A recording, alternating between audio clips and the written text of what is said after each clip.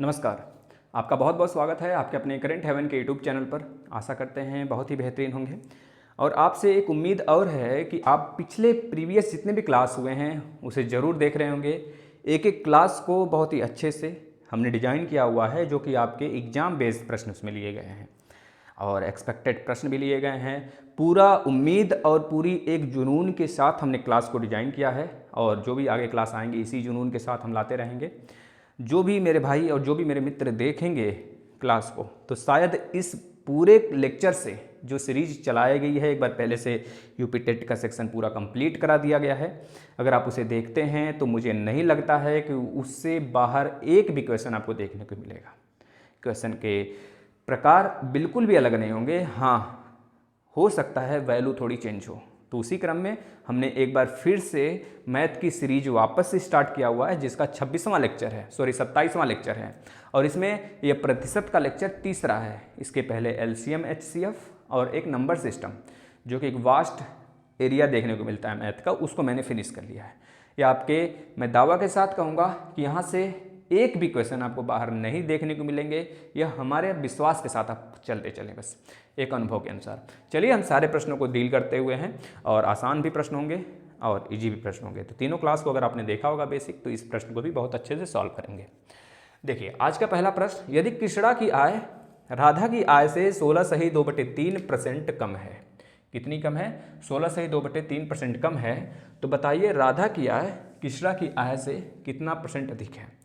यानी कि मेरे भाई जो खेल है ना पूरा का पूरा राधा कृष्णा के प्यार का है।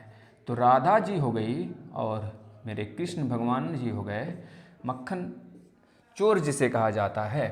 यदि कृष्ण की आय राधा की आय से 16 से 2/3% कम है तो याद रखेंगे हमने स्टार्टिंग में आपको बहुत ही बेसिक जो बताया हुआ था। तो 16 सही 2/3 का फ्रैक्शन क्या होगा मेरे भाई? 16 के 16, 16 दूनी 32, 16 तीन 48, 2 50/3 बटे के 100। तो 50 दूना 100 यानी कि 1/6 हो जाएगा। कितना हो जाएगा? 1/6 हो जाएगा। आप डायरेक्ट इसको याद रखेंगे। अगर वही चीज़ बोला जा रहा है यदि कृष्णा की आय राधा की आय से 16 सही 2/3% कम है, यानी कि जो कृष्णा की आय और राधा की आय से कम है, यानी कि राधा की आय ज़्यादा हो गई। तो अगर राधा की आय 6 है तो कृष्णा की आय 6 - 1 5 हो जाएगा मेरे भाई। 6 - 1 5 हो गया कृष्णा की आय और राधा जी की आय कितना हो गया भैया? 6 हो गया।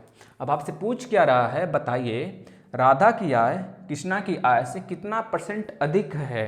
तो राधा की आय कृष्ण से कितने % अधिक है तो आपको बताना है। डिफरेंस है एक का, किससे अधिक है? राधा की आय कृष्ण की आय से कितना % अधिक है, यानी कि राधा के आय से कंपेयर करना है हमें और परसेंटेज निकाल देना है। यानी कि 100/6, 2 3 6, 2 5 10, यानी कि 50/3, यानी कि आप बता देंगे 3 एकम 3 बचा कितना 2 और 3 चक 18, यानी कि 16 सही 2/3% जो है ना राधा की आय जो है कृष्ण की आय से अधिक है। यही चीज़ पूछा गया है। और अच्छा कम पूछा गया क्या? राधा की आय कृष्ण की आय से कितना % अधिक है? कृष्ण की आय राधा की आय से इतना कम है। हाँ सही है। तो 16 सही 2/3% क्या है? अधिक है मेरे भाई। कृष्ण की आय राधा की आय से इतना कम है तो वह 6 - 1 5 हो गया। और यहाँ पर क्या पूछा था बताइए? राधा की आय कृष्ण की आय से कितना % अधिक है। राधा की आय कृष्ण की आय से पूछा है, सॉरी मेरे भाई, राधा की आय कृष्ण की आय से पूछा गया है ना। तो राधा की आय जो होगा वो कृष्ण की आय से ना पूछा गया है मेरे भाई। तो याद रखना राधा की आय कितना अधिक है कृष्ण की आय से। तो कृष्ण की आय 5 है, 5 से 1 अधिक है, 5 से 1 अधिक है। तो यानी कितना अधिक है, कितना % अधिक है? तो आप बता देंगे 5 दूना 10, यानी कि 20% अधिक है। ये आपका उत्तर हो जाएगा क्योंकि कृष्ण की आय से पूछा गया है ना, तो इस वजह से हम कृष्ण की आय नीचे रखेंगे। ठीक है, पहले क्वेश्चन हो गए। चलते हैं नेक्स्ट क्वेश्चन की तरफ। बहुत आसानी से आप प्रश्न को डील करेंगे, बस एक भी पार्ट मिस्टेक नहीं करना, मतलब कि आपको मिस नहीं करने हैं, सारे पार्ट देखते हुए चलने हैं। P Q से 6 गुना बड़ा है। P जो है ना मेरे भाई, P जो है ना Q से ना मेरे भाई, P जो है ना Q से 6 गुना बड़ा है। अगर Q 1 है तो P 6 गुना हो गया, 6 हो गया। 6 गुना बड़ा है। बताइए Q P से कितना % कम है? Q जो है ना क्यू जो है मेरे भाई ना पी से कितना परसेंट कम है, क्यू जो है कितना कम है, 5 कम है ऐसे रेशियो में, और कितना परसेंट कम है क्यू जो है पी से पूछा गया है, तो पी को नीचे रखेंगे, गुणे 100 कर देंगे, बस बता दीजिए मेरे भाई। ऊपर हो गया 500/6 हो गया, एक बार और काट लेंगे तो 250/3 आ जाएगा। अब इसको थोड़ा सा इस परसेंटेज को हम लोग और मिनिमाइज कर सकते हैं फ्रैक्शन के रूप में। 3 छक 18, 3 सत्ते 21, 3 अठे 24, 1 बचेगा, 3 त्रिका 9, 1 बचेगा तो 1/3%। 83 सही 1/3% जो है ना वह कम है मेरे भाई क्यों जो है पी से। ठीक है, इस तरह से क्वेश्चन को हमको डील करने हैं। चलिए इसके बाद एक नेक्स्ट क्वेश्चन आते हैं। इसके बाद थोड़ा सा क्वेश्चन का लेवल हम बढ़ाएंगे आपको, लेकिन समझ में आएगा मेरे भाई, घबराना नहीं है। हर एक प्रश्न की वैरायटी को लेंगे हम, जिनको लग रहा है इजी है तो कंपेरेबिलिटी इसमें बस हम करेंगे, हमको आंकिक मान से कुछ भी लेना देना नहीं है ना। चीज़ों को देखते हुए चलिए। किसी विद्यालय में 60% लड़के हैं, किसी विद्यालय में गर्ल्स और बॉयज़ की बात हो रहा है। ठीक है, पहली बात है किसी विद्यालय में अगर 60% लड़के हैं मेरे भाई, 60% बॉयज़ हैं, तो जाहिर सी बात है कोई अपने आप में क्या होता है 100% ही होता है। किसी की बात कर लो आप, एजुकेशन के फील्ड में अगर देखोगे तो अगर आप नंबर पाते हो high school 10th graduation plus other exam DLED B.Ed में जो आपने नंबर पाया उसको 100% से ही कंपेयर करते हो ना आप। तो अगर 100% लड़के और लड़कियां मिला के हैं, छात्र हैं, जिसमें से 60% अगर बॉयज़ हैं तो 40% क्या होंगी, गर्ल्स होंगी, जाहिर सी बात है ना। तो वो चीज़ आगे बोल रहा है लड़के तथा, इतने लड़के हो गए, तथा 972 लड़कियों की संख्या है, तो लड़कों की संख्या बता दो। अब 40% लड़कियां हैं और 60% लड़के हैं। 40% का मतलब क्या हो गया मेरे भाई, 40% ही जो बराबर है ना वो किसके बराबर है, 972 के बराबर है। तो बताना 1% किसके बराबर हो जाएगा, तो कहोगे 972/40 और नीचे करोगे 100 तो ऊपर चला जाएगा 100। इस प्रकार से काटना पीटना, 0 0 से गया, 2 दूनी 4, अभी 4 से काट लो, 4 एकम 4, 4 दूनी 8, 1 बचा, 4 चौके 16, 4 3 12, यानी कि टोटल अगर 1% की बात करें, मतलब 1 की बात करें, 1 यूनिट की वैल्यू कितनी है, 243 के आगे 1 0, इतना है 1 यूनिट की वैल्यू मेरे भाई। 60% यह तो आया 1 यूनिट की वैल्यू आ गई ना यार, ये कितने का आ गया, 100% की वैल्यू आ गई। मतलब कि पूरे टोटल जो लड़के लड़कियों की संख्या है मेरे भाई वो 2430 है। जब लड़के लड़कियों की संख्या 2430 है मेरे भाई, तो बताना जरा 60% लड़के की संख्या निकालनी, इसमें से नहीं निकाल लोगे आप। 60% निकालने हैं, 2 तरीके से आप निकाल सकते हो, चाहो इसमें से इसको माइनस कर दो 972 को तो भी आ जाएगा, 2430 अपान में 100 कर लेंगे, 0 0 से चला गया मेरे भाई, 6 का गुणा कर लेना, 6 त्रिक 18 को 8, कैरी 1, 6 चौको 24, 1 25 को 5, कैरी 2, 6 दूनी 12, 2 14, यानी कि 1458 जो है मेरे भाई वो बॉयज़ है। कितने हैं, 1458 बॉयज़ हैं और 972 क्या हैं, गर्ल्स अगर हैं तो। इस तरह से इस प्रश्न को हमने डील किया। अब चलते हैं नेक्स्ट, थोड़ा सा लेवल हम अप करेंगे प्रश्न को, लेकिन आपको समझ में आएगा, कहीं जाना नहीं है, बस कंपेयर करके हम लोग क्वेश्चन को सॉल्व करेंगे। इस क्वेश्चन को आप छापिए। चलिए भाई देखिए थोड़ा सा लेवल अप हुआ है, लेकिन डरने की कोई बात नहीं है, सामने खड़े हैं हम और इस चीज़ को हम आपको सिखाने के लिए ही खड़े हैं, तो डरने की बात नहीं। क्वेश्चन लेवल और बड़े क्वेश्चन देखकर यह नहीं अपने मन में एक विचार ले लेना है कि प्रश्न हार्ड होगा, प्रश्न बहुत ईजी है, देखते चलिएगा। आपको इतने बड़े बड़े वैल्यू से कुछ नाता नहीं है मेरे भाई, बहुत आसानी से आप करोगे। देखो पहला क्वेश्चन इसमें बोला गया है किसी नगर की जो जनसंख्या है वह 1,89,000 है, जिसमें से 4/9 लोग पुरुष तथा इसका 4/9 पुरुष हैं तथा अन्य महिलाएं हैं, 50% पुरुष विवाहित हैं। पहले इतना काम कर लेते हैं, फिर इसके बाद प्रश्न को आगे समझते हैं। पहले हम लिख लेते हैं मेल और इधर हम लिख लेते हैं फीमेल।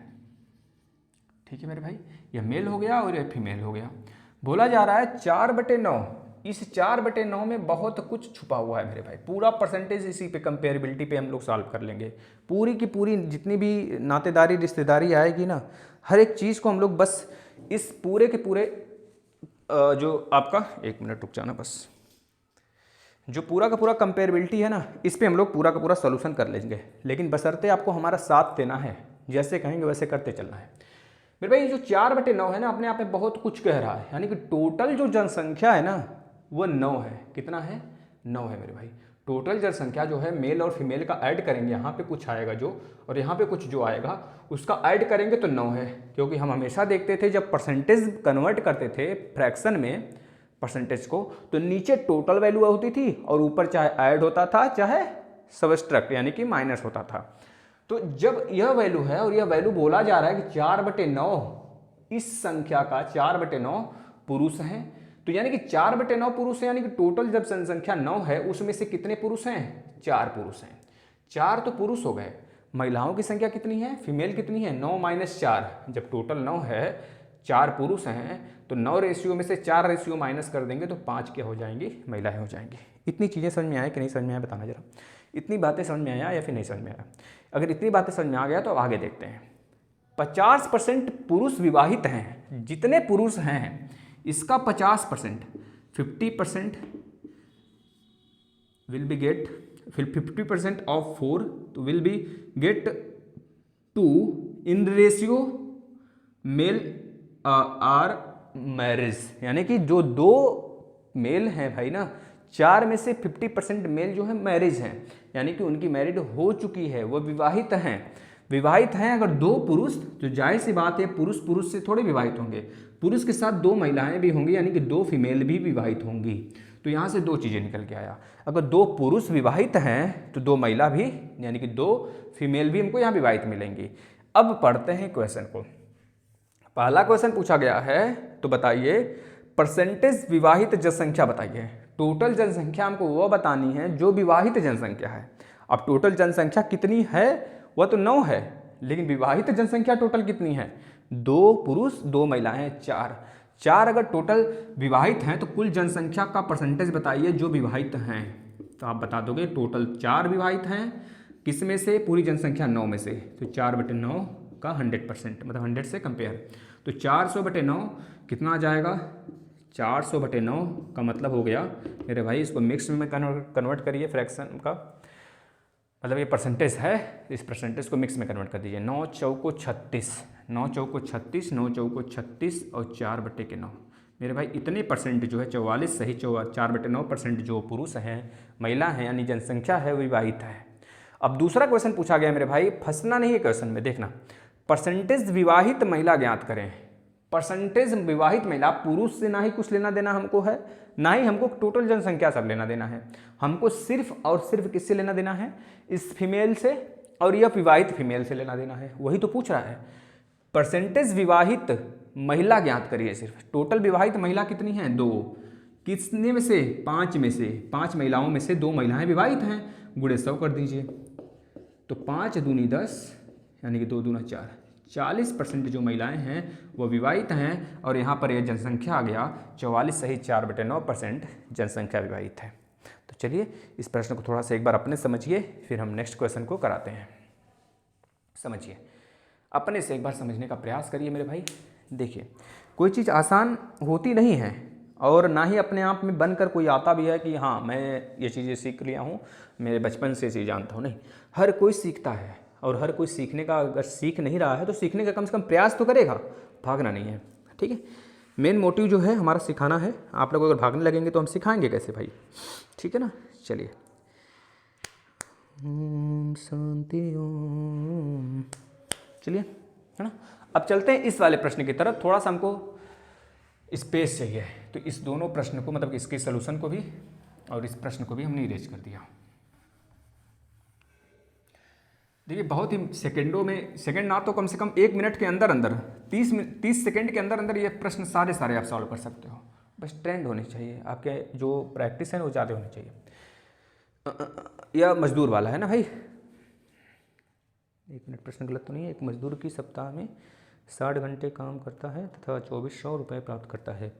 यदि उसका प्रति घंटे वेतन 40% बढ़ता है तथा काम, मतलब कार्य 16 से 2/3% कम करता है, तो आय में कितने % की वृद्धि होगी? सही है। ठीक है, आय में कितने % की वृद्धि हो गई ये पूछा जा रहा है ना। हाँ ठीक है मेरे भाई। हाँ सही है, बहुत ही अच्छा प्रश्न ये भी है, आसानी से इसको भी हम लोग कर सकते हैं। देखिए, आप लिखेंगे वेतन, पहले उसकी वेतन कितनी है फिलहाल में, मतलब उसका वेतन कितना है। अब टोटल आय की बात करेंगे, वेतन का गुणा टाइम से करते हैं। जैसे आप जितना भी वेतन पाते हैं, कुछ घंटे काम करके तभी तो पाते होंगे। अगर आप 8 घंटे काम करते हैं तो 8 घंटे के हिसाब से अगर आपको 20,000 रुपये मिलता है, 20,000 रुपये मिलता है तो 8 घंटे का वह आपका मेहनत होता है 20,000। अब अगर आप घंटे बढ़ाते हो तो इधर पैसे भी बढ़ेंगे, होता है ना, गवर्नमेंट हो चाहे प्राइवेट हो। अगर आप घंटे बढ़ाते हो, एक्स्ट्रा वर्क करते हो, तो उसके अलग से आपको पेमेंट दिए जाते हैं। तो वही काम यहाँ पे वो करने लगा, मतलब कि पर घंटे के हिसाब से पैसे कितने दिए जा रहे हैं, पहले तो यह पढ़ लेते हैं हम लोग। एक मजदूर एक सप्ताह में 60 घंटे काम करता है, तो ना इससे कुछ लेना देना हमको है, ना इसके वैल्यू से कुछ लेना देना हमको है, तो 2400 रुपये प्राप्त करता है। अब देखना, यदि उसका प्रति घंटे वेतन जो है मेरे भाई 40% से बढ़ जाए, वेतन, और यहाँ पर हम लिख लेते हैं, मतलब इसका वेतन हो गया, और वो कितना समय दे रहा है, और उसकी आय टोटल कितनी आ रही है मेरे भाई, आय पूरा का पूरा बढ़ रहा है। वेतन मतलब आय ही है, लेकिन टोटल आय आप समझ लेना कि वेतन और इंटू टाइम कर रहे हैं तो टोटल उसका इनकम आ रहा है ना, वेजेस, मतलब थोड़ी सी देख लेना। तो देखना 16 से 2/3%, 1 मिनट, 40% बढ़ता है उसका प्रति घंटे वेतन, 40% बढ़ता है प्रति घंटे। 40% का मतलब हो गया 4/10, यानी कि सिंपल से अगर कह लें हम इसको 2/5, यानी कि अगर इसका वेतन पहले 5 था तो बाद में कितना हो जाता है, 7 हो जाता है रेशियो में। अब बोला जा रहा है तो तथा कार्य जो है ना, जब 5 से 7 उसका वेतन होता है तो भाई उसका जो कार्य है ना, कार्य जो है, घंटा जो है मेरे भाई, जो कार्य करने का समय दर है ना, वो कम हो जाता है। कितना कम होता है, 16 से 2/3% कम होता है। 16 से 2/3% कम होता है, यानी कि 1/6 फ्रैक्शन में वैल्यू आ जाती है। 1/6 यह फ्रैक्शन में वैल्यू है, यानी जो पहले काम करता था वो कितने घंटे करता था, 6 घंटे करता था। 6 घंटे करके 5 वेतन, उसकी रकम पता ही होती थी 1 घंटे का, यह पर घंटा है, पर हावर वो पा रहा है इनकम अपना, और 6 घंटे वो काम कर रहा है। अब अगर वो घंटा यहाँ पे बोला जा रहा है कम कर रहा है, यानी कि 6 - 1 तो 5 भैया कम कर लिया, 5 के हिसाब से, मतलब 1 कम किया 6 में से, तो 5 घंटा ही कार्य कर रहा है। अब 5 घंटे जो कार्य कर रहा है, पर घंटे 7 के हिसाब से पैसा पा रहा है वो, तो बताना उसकी टोटल आय कितनी निकल के आ रही है। जब 1 घंटे का यह वेतन है इसका और 6 घंटे कार्य कर रहा है, तो पहले बढ़ने और घटने के पहले, यानी वेतन बढ़ने के पहले और टाइम घटने के पहले जो उसका वेतन था, टोटल आय थी 6/30 रेशियो में थी, ठीक है। और बाद में कितना हो गया, जब उसका घंटा घट गया और वेतन बढ़ गया, तो 5 से 35 हो गया। अब बताना वही कितना इंक्रीमेंट हुआ, 5 का इंक्रीमेंट हुआ, कितने पे हुआ, 30 पे, गुणे 100, परसेंटेज पूछ रहा है तो गुणे 100, 0 से गया, 10 × 50/3, 50/3 का मतलब 3 एकम 3 और 3 × 18, 16 से 2/3% का इंक्रीमेंट हुआ है। ये चीज़ें निकल के आएंगी सामने, आपको दिख रहा है भाई, बताना। चीज़ें समझ में आ गई हों तो बहुत अच्छी बात है, नहीं तो फिर से एक बार हम समझाते हैं आपको, देखना जरा। बोला जा रहा है कि एक मजदूर है जो कि एक सप्ताह में 60 घंटे काम करता है। एक मजदूर है जो कि एक सप्ताह में 60 घंटे ही कार्य कर पा रहा है। 60 घंटे बहुत होते हैं भाई, 60 घंटे कार्य कर रहा है।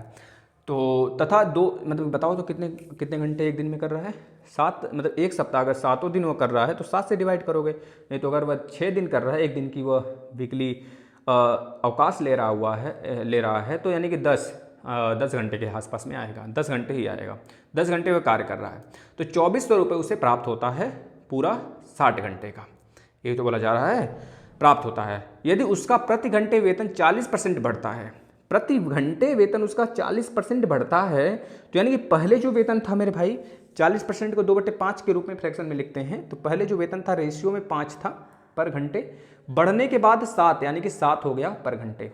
अब आगे बोला जो उसका कार्य है, समय जो है वो भी कम हो जा रहा है। कितना कम हो रहा है, 16 से 2/3%, यानी 1/6 होता है इसका फ्रैक्शन। यानी पहले अगर वो 6 काम करता था 6 घंटे, तो अब 6 - 1 मैंने 5 घंटे ही कार्य कर पा रहा है, तो यानी कि 6/25 आय उसकी हो गई और 5 से 35 आय हो गया बाद वाला। तो कितना बढ़ा, 5 बढ़ा। किस पे बढ़ेगा भाई, पहले वाले पे बढ़ेगा, तो 5/30 गुणे 100 कर लेना, आ जाएगा। चलिए अगले प्रश्न की तरफ हम आ जाते हैं। थोड़ा सा मटे हैं आप, थोड़ा स्क्रीनशॉट जो भी लिखना पढ़ना हो लिख पढ़ लीजिए, फिर हम लोग आगे चलते हैं। यह प्रश्न भी बहुत ही अच्छा है और लेवल बहुत अच्छा है, और आपको ध्यान में रखना है प्रश्न की लेवल, हम उसके लंबाई से चौड़ाई से नहीं कंपेयर करेंगे, हम प्रश्न के अंदर की जो लैंग्वेज दिया है उसको पढ़ेंगे, उसके बाद तय करेंगे।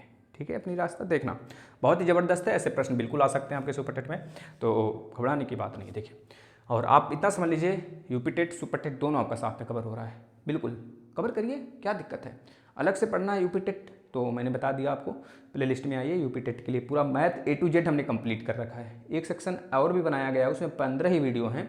15 वीडियो लगभग सारे के सारे प्रीवियस ईयर पेपर पे उसमें सॉल्व किए हैं मैथ का, उसको भी कर सकते हैं। वैसे EVS, हिंदी, मैथ, यह पूरा का भरपूर तीनों कंप्लीट है। CDP की बात हो गई तो 80-70% के आसपास में कंप्लीट है, उसको भी मैं संस्कृत और CDP फिर से एक बार स्टार्ट करूँगा। देखिए भाई, ABC व D ने एक घर जो है 56 लाख रुपए में खरीदा। देखना, दौड़ना नहीं है, बस आराम से देखते चलिए। 56 लाख रुपए में खरीद लिया, इसको आप अंडरलाइन कर लीजिए भाई, ठीक है। अब बोला जा रहा है ना B + C और +D जो है ना, जो इनका हिस्सा है वो एक हिस्से का 4/460% है। एक हिस्से का कितना है? 460% है भाई। अब 460% है एक हिस्से का, तो आपको ध्यान में रखना है कि 460% का अगर हम फ्रैक्शन वैल्यू निकालें तो कितना होगा?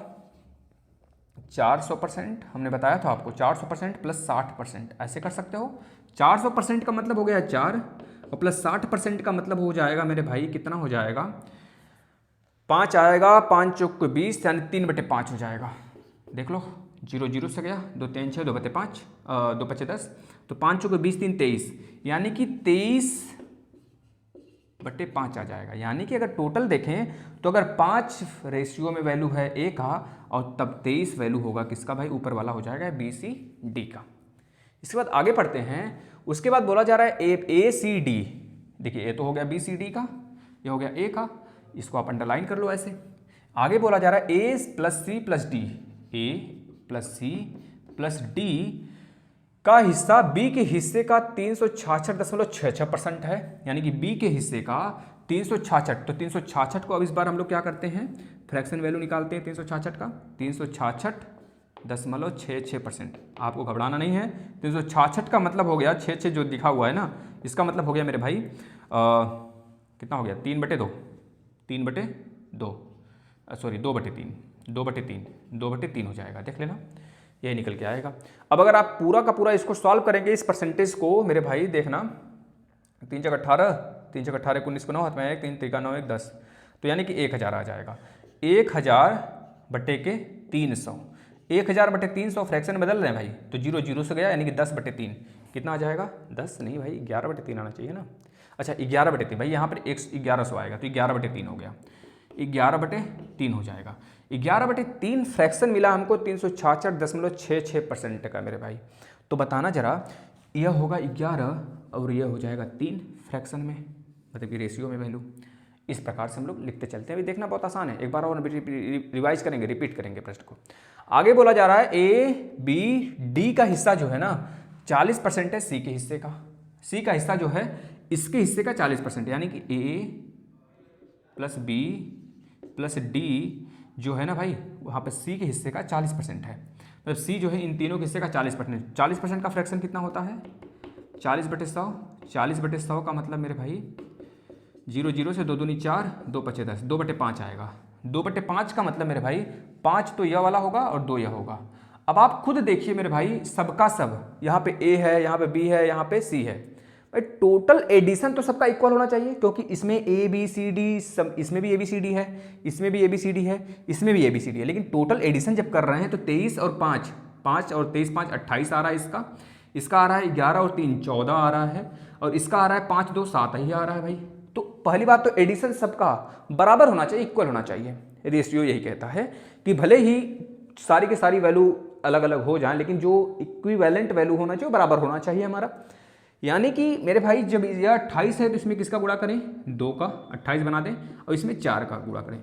जब इसमें 4 का किया गया है तो इस वाले वैल्यू में भी 4 का गुणा करेंगे, और इसमें भी 4 का गुणा करेंगे, और इसमें भी 2 का गुणा करेंगे, इसमें भी 2 का गुणा करेंगे भाई। ठीक है ना? तभी देखना 11 दूनी 22 और 3 दूना 6, 22 और 6 28 हो जाएगा।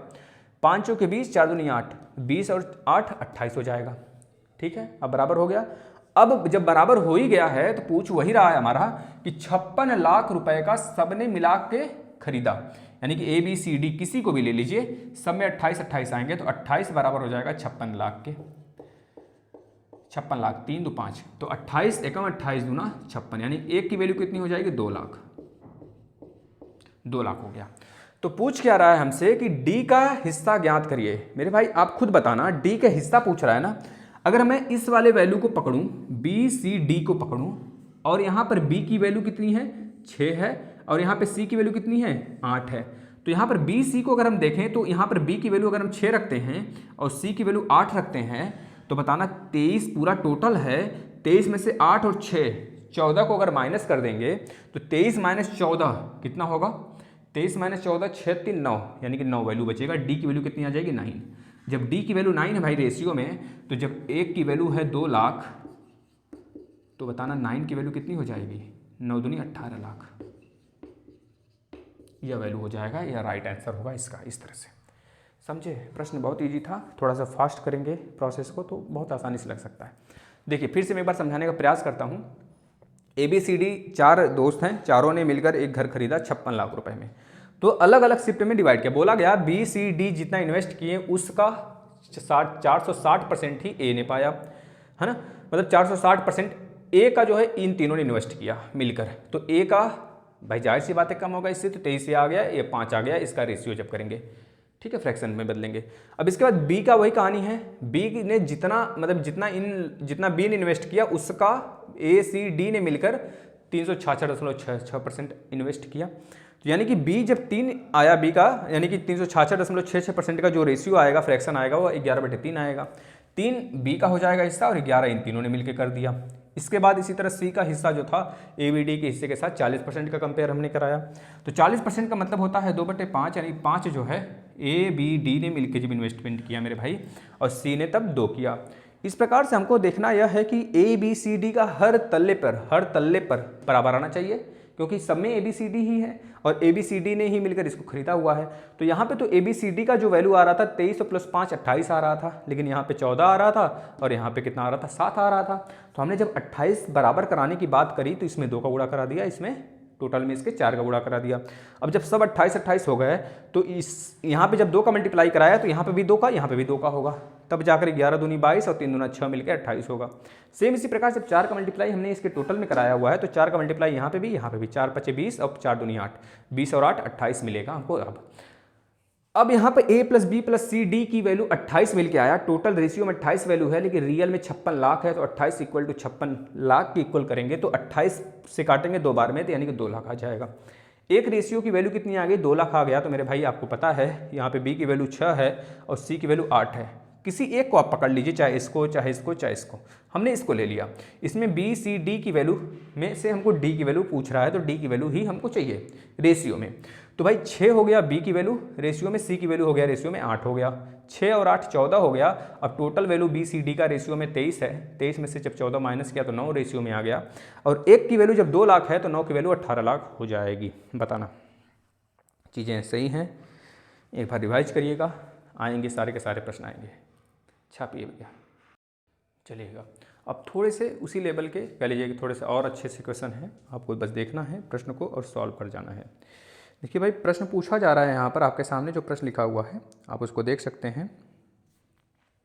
पहले प्रश्न को पढ़ते हैं। किसी कंपनी में काम की मात्रा 50% बढ़ जाए तो आदमियों की संख्या में कितने % की वृद्धि की जाए कि काम पूर्व निर्धारित समय से ही पूरा कर लिया जाए, तथा नए मजदूर की कार्य क्षमता जो है ना, जो नए मजदूर आते हैं उनकी कार्य क्षमता 25% अधिक होती है पुराने वाले से। हमें परसेंटेज की क्वेश्चन करते वक्त 2 चीज़ों को ध्यान में रखना है।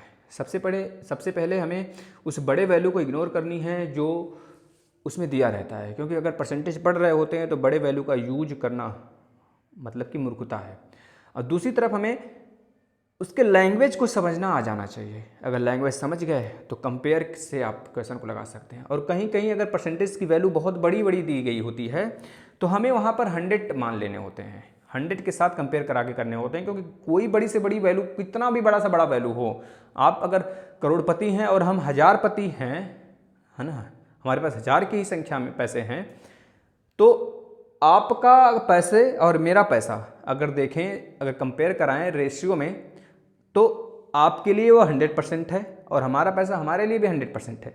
तो परसेंटेज तो इक्वल हो गया, लेकिन वैल्यू अलग अलग है। तो इस बात को याद रखना, परसेंटेज कहीं भी रहे, चाहे छोटा वैल्यू हो चाहे बड़ा वैल्यू हो, इक्वल होता है। पहले प्रश्न में क्या बोला है, किसी कंपनी में काम की मात्रा 50% बढ़ जाए तो मेरे भाई पता है किसी कंपनी में अगर आदमी ही काम करेगा और ओल्ड आदमी के साथ वो कार्य कर रहा था, अगर मैं देख लूँ पहले तो यहाँ पर अगर लास्ट लाइन आप पढ़ेंगे तो कार्य क्षमता जो पुराने वाले की होती है ना वो 25% कम होती है, या बोल लीजिए नए वाले की अपेक्षा, या फिर नए वाले की 25% अधिक होती है। तो यानी कि न्यू मजदूर जो हैं और ओल्ड मजदूर जो हैं इनका कंपेयर कराएंगे तो 25% अधिक जो न्यू वाले होंगे वो एफिशिएंट होंगे, यानी कि कार्य क्षमता उनकी अधिक होगी, वो जल्द से ही कोई काम कर सकते हैं ओल्ड के अपेक्षा। यानी कि 25% का फ्रैक्शन कितना होगा, 1/4। 1/4 का मतलब जो ओल्ड वाला होगा मेरे भाई वो 4 के हिसाब से काम करेगा, तो नया वाला 5 के हिसाब से काम करेगा। स्पीड उसकी 5 की होगी तो उसकी 4 की होगी। एक साइड में हमने वो लिख लिया। अब आगे बोला जा रहा है कि किसी कंपनी में काम की मात्रा 50% बढ़ाई जाए तो आदमियों की संख्या कितने % हमें वृद्धि की जाए। 50% अगर काम बढ़ रहा है तो आदमियों की संख्या में कितने % की वृद्धि की जाए, वो काम अपने सही समय पर ही ख़त्म हो और नई जो आदमी उसमें ऐड किए जा रहे हैं उसकी एफिशिएंसी नया वाला होगा, पुराने की अपेक्षा नहीं होगी। यह बात कही जा रही है। यानी कि मैन अगर हमारे पास नहीं दिया गया है तो हम मैन मान लेते हैं, आदमियों की संख्या कितनी हो गई हमारे पास, हम मान लेते हैं 100 है। आदमियों की संख्या 100 मान लीजिए, 200 मान लीजिए, जो भी आपको मानना है मान लीजिए, बात में वैल्यू सेम ही आता है। और आदमियों की संख्या ओल्ड वाला ही लेके चलेंगे तो ओल्ड आदमियों की संख्या कितनी हमारे पास है, हमें क्षमता कितनी उनकी 4 है। तो मेरे भाई मैन और अगर उनकी एफिशिएंसी का गुणा करते हैं तो टोटल वर्क आता है। टोटल वर्क कितना आ गया, 400 आ गया। टोटल वर्क कितना आ गया, 400 हो गया। 400 काम तो ये कंप्लीट कर दे रहे हैं, लेकिन बोला जा रहा है जितना काम इन्होंने कंप्लीट किया उसका 50% बढ़ा दिया। फिर से इन्होंने जो 50% बढ़ाया वो कितना बढ़ेगा, यानी कि 400 का 50% अगर आप निकालेंगे तो सीधा सीधा आधा, यानी कि 200 बढ़ गया। अब 200 काम बढ़ा, 200 और 400 मिला के यानी अब 600 काम हो गए हमारे पास। अब 600 में से 400 तो हो गए हैं, अब लेकिन जो 200 है ना वो नए मजदूर द्वारा नई एफिशिएंसी के हिसाब से किया जाएगा। तो नई एफिशिएंसी हमको पता है कि 5 है। अभी आपको पता है कि मैन इंटू जितना उसका टाइम रहेगा वह बराबर वर्क आता है, एफिशिएंसी उसकी। तो आपको इस बार क्या है, टोटल आदमियों की संख्या 200 है।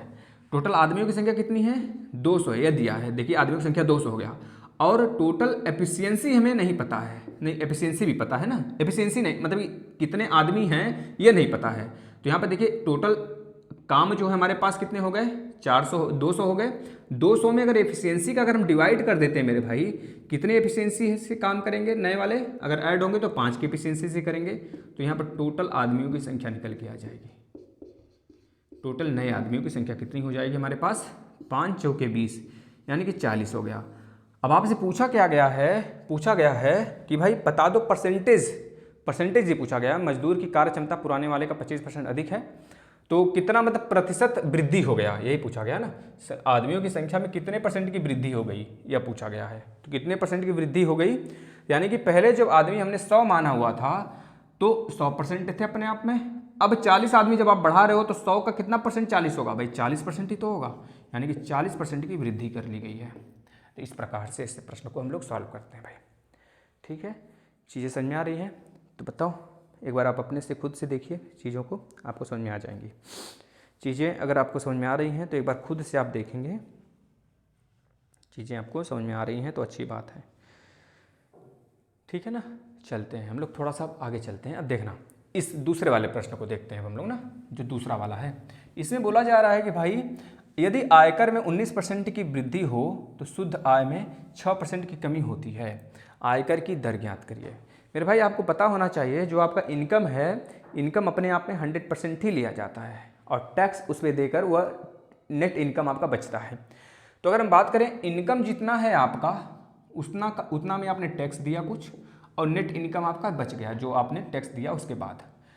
इनकम आपका हमने अगर 100 माना, पहले एज मान लेते हैं कुछ, और टैक्स आपने 20 दे दिया तो नेट इनकम आपका कितना आ गया, 80 आ गया।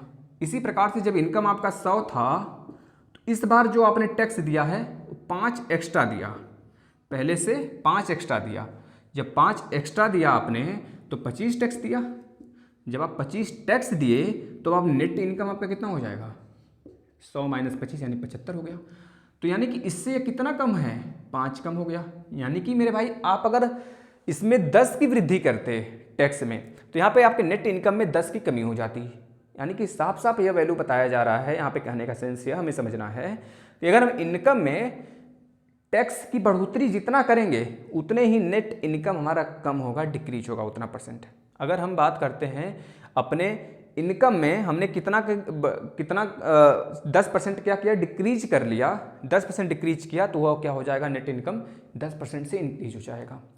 अगर हम अपने इनकम में टैक्स जो देते हैं वो 5% बढ़ा लिया तो हमारा नेट इनकम 5% से घट जाएगा। टैक्स बढ़ाए तो नेट इनकम घटा, अगर टैक्स घटाए तो उतना ही नेट इनकम बढ़ेगा, घटाने पर नेट इनकम बढ़ेगा, दर बढ़ाने पर नेट इनकम घट जाएगा और दर बढ़ाने पर नेट इनकम, क्या बोल रहा हूँ भाई, देखना मतलब परसेंटेज अगर दर रेट अगर आप बढ़ाते हो तो नेट इनकम आपका क्या होगा, नेट इनकम क्या होगा मेरे भाई, घटेगा। अगर आप दर जो है मेरे भाई घटाते हो तो नेट इनकम आपका बढ़ेगा, सेम बढ़ेगा। अगर आप इसको 5% से बढ़ा रहे हो तो यह 5% घट जाएगा, अगर ये आपका 5% से घट रहा है तो ये आपका 5% से बढ़ेगा। ये बातें समझ में अगर आ गई हो यहाँ से तो हम क्वेश्चन पे आ जाते हैं, बताइएगा सही है ना। तो आ जाते हैं क्वेश्चन पर, देखना। तो वही चीज़ बोल रहा है यहाँ पर कि आयकर में 19% की वृद्धि हो गई। आयकर जो आपका आय है रियल वाला, यानी कि आपका जो टैक्स नेट इनकम है मतलब टैक्स है मेरे भाई, आयकर मतलब आयकर की दर में वृद्धि हुई है 19% की वृद्धि हुई। यानी कि जो आपका टैक्स मेरे भाई है ना, टैक्स में 19% की वृद्धि यानी 19/100 हो गया। तो जो आपका नेट इनकम आया है मेरे भाई, जो नेट इनकम है आपका, वह शुद्ध आय का 6% की कमी हो जाती है। शुद्ध आय का मतलब नेट इनकम, नेट इनकम में आपका क्या हो गया, कमी हो गई, 6% की कमी हो गई, यानी कि 6/100 कर लोगे, बस इतना है। इसको सॉल्व करिए, आंसर आ गया आपका। अब कोई बात ही नहीं है, किसी जगह कुछ कोई दुविधा नहीं। देखना, अगर 100 से कट जाता है मेरे भाई तो यहाँ पर टैक्स की वैल्यू कितनी आ जाएगी, टैक्स अपान में यानी कि दर बटे के शुद्ध आय बराबर 6/19। यानी कि आप देख पा रहे हैं जब टैक्स आपने 6 दिया तो नेट इनकम आपका 19 हो गया, इस तरह से है ना, टैक्स की वैल्यू है। अब आप देख रहे हैं जब टैक्स 6 है और नेट इनकम आपके पास 19 है तो जाहिर सी बात है इनकम क्या होता है हमारा, इनकम यही होता है मेरे भाई, इनकम माइनस टैक्स करते हैं तो आता है नेट इनकम, यही तो आता है। इनकम में से हमने टैक्स माइनस किया तो नेट इनकम आ गया। अब हमारे पास टैक्स जो है 6 है और नेट इनकम कितना है 19 है, तो बताना इनकम कितना आ जाएगा, इनकम कितना आ जाएगा मेरे भाई, 19 और 6 25 नहीं आ जाएगा, यानी इनकम कितना आ गया हमारा 19 और 6 25 आ गया।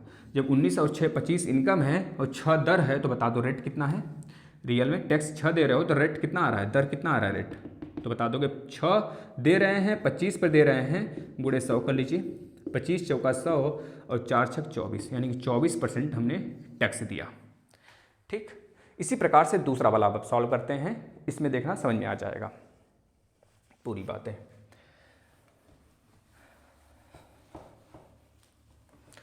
देखिए, यदि आयकर में 17% की वृद्धि होती है, आयकर में यानी इनकम नहीं टैक्स में कितने की वृद्धि होगी, 17% की वृद्धि होगी, यानी कि 17/100। वृद्धि होने पर शुद्ध आय में 3% की कमी होती है, शुद्ध आय में 3% की कमी। भाई जाहिर सी बात है जब आयकर में वृद्धि करोगे तो नेट इनकम में कमी आएगी। अभी हमने बताया जब आयकर में आप वृद्धि किए तो नेट इनकम में कमी, और जब आयकर में आप कमी करोगे तो नेट इनकम में वृद्धि होगी। आपको पता है टैक्स आप जब दोगे तो आपका बचत तो कमी होगा भाई, अगर आप टैक्स थोड़ा सा कम दोगे तो बचत आमदनी ज़्यादा होने लगेगी, समझ रहे ना, बचत आपका ज़्यादा होने लगेगा। तो इस प्रकार से टैक्स इंटू 17/100 होगा तो आपका नेट इनकम कितना होगा भाई, नेट इनकम की वैल्यू आ जाएगी 3/100। अब यह 100 से 100 चला गया तो यानी टैक्स की वैल्यू कितनी आ गई मेरे भाई, टैक्स बटे के नेट इनकम यानी कि शुद्ध आय बराबर 3/17। अब आपको पता है कि इनकम प्लस इनकम माइनस जब टैक्स आप करते हो तो निकल के क्या आता है आपका नेट इनकम यानी शुद्ध आय निकल के आता है। आय माइनस दर बराबर शुद्ध आय। तो बताओ आय अगर निकालना हो केवल हमें तो नेट इनकम प्लस में टैक्स आप कर दोगे तो आपका नेट इनकम आ जाएगा, मतलब कि आय आ जाएगा। नेट इनकम आपका कितना है भैया, नेट इनकम आपका है 17 है रेशियो में, और टैक्स कितना है 3 है, तो 17 3 20। आपका इनकम कितना है 20, आप टैक्स दे रहे हो 3, किस पे दे रहे हो 20 पे दे रहे हो, तो 3/20 गुणे 100 कर लेना, ये आपका दर आ जाएगा 2 × 5 = 10, 5 × 3 = 15, यानी 15% आपने टैक्स चुकता किया। बताना। अब आज के लिए इतना बहुत करते हैं, मेरा गला भी सूख चुका है और बॉटल पानी का यहाँ पे है नहीं, तो नीचे जाना पड़ेगा। चलते हैं। और प्लीज़ आपसे रिक्वेस्ट है, इस वीडियो को आप फॉलो करिए, डेली का डेली फॉलो करिए, 12 बजे ये आता है। और प्लस पिछला जितने क्लास कंप्लीट करा दिए गए हैं उसे फॉलो करना शुरू कर दीजिए, बहुत ही कम समय बचे हैं हमारे पास। धन्यवाद।